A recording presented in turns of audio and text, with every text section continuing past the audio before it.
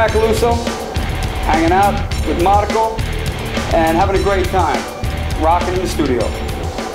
Yeah, I started playing drums. I actually wanted to play guitar first, and I was looking through the JCPenney catalog at the bra ads, and then I skipped a couple of pages and I found guitars, and I think it was a Hondo 2, and it looked like a Jimmy Page model, and I said, Ma, I need this guitar. So about 2 weeks later, we were going to get the guitar, and on the way up at the top of the block, there was a drum set for sale, gold sparkle microsonic, and we picked it up for 20 bucks, and I said, screw the guitar. So I got my kit home, and set the beast up in the basement, and I think I might have, yeah, I pulled out Quadrophenia, The Who, on 8-track, and I kept hearing, like Hawaii 5-0, and I loved Hawaii 5-0, so it was an instant connection with the drums. And from that day on, I bought a set of rototoms, and I got totally hooked.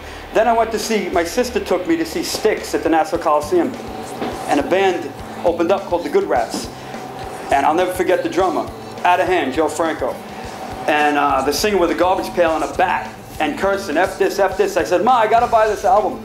So she bought me the Good Rats records, and I was addicted from then on. And a year later, I was studying with Joe, no, 2 years later, studying with Joe, who became my mentor and just, one of my best friends. So the year is 1984, and I'm a Van Halen fanatic.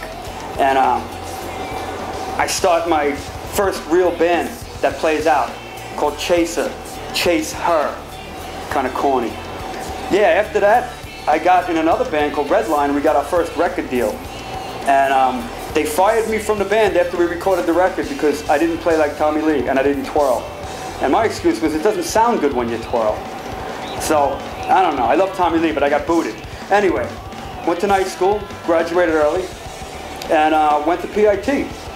And there I met Ralph Humphrey and Casey Sherrill, and all phenomenal drummers, and I really learned how to put it all together and read, and the importance of reading and writing, and I got addicted to drums. I used to practice like 12, 13 hours a day.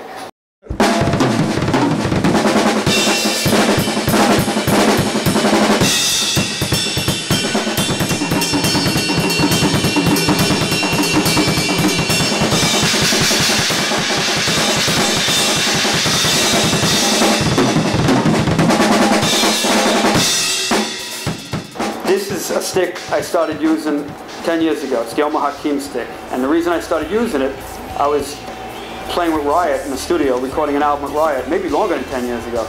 And stupid me forgot all my sticks. And I had like 2 pairs and I broke them. I think I was using 5As or something, no, 5Bs. And the engineer, Rod Hoy, said, well, the only thing I got is these 2 Omaha Hakim sticks, but they're actually Omaha sticks. And I said, the Omaha Hakim sticks, I'm a big fan. So I actually took Omaha Hakim sticks, and I started using them that day, and I recorded one of the tracks.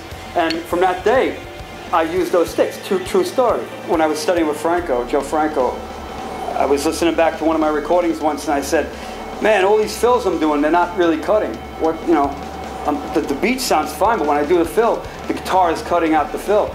And he said, man, you gotta do a lot of hand and foot combinations. They'll always cut. Simpler on the toms, and it'll really cut.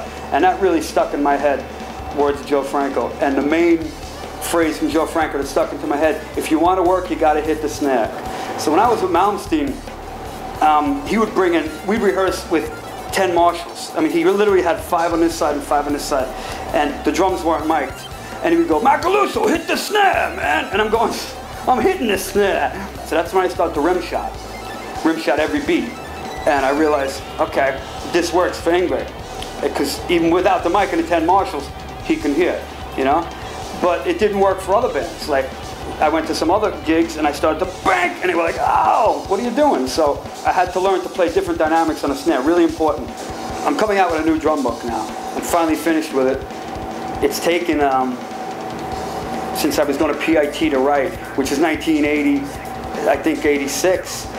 I think a signature of a drummer is the most important thing to have. If you can turn on a record and say, that's him, that's him. I think that's so important. So I kind of based the book on that. It could be in your left foot. It could be in your hand technique. It could be the look of how you play. It could be in body motion. So I put that in the book, and then I put a CD in the book, and I have examples of drum and bass grooves. Odd times, there's 5, 7, 9, 13. I have tabla rhythms. I have a lot of linear. There's linear beats and linear fills. Tasty fills. I have fills to get you to gig and fills to get you out of the band. I have cartoons. I have drummer jokes. I have, it's just a well-rounded book. It's a book on drumming as a lifestyle. The Radio Waves Goodbye.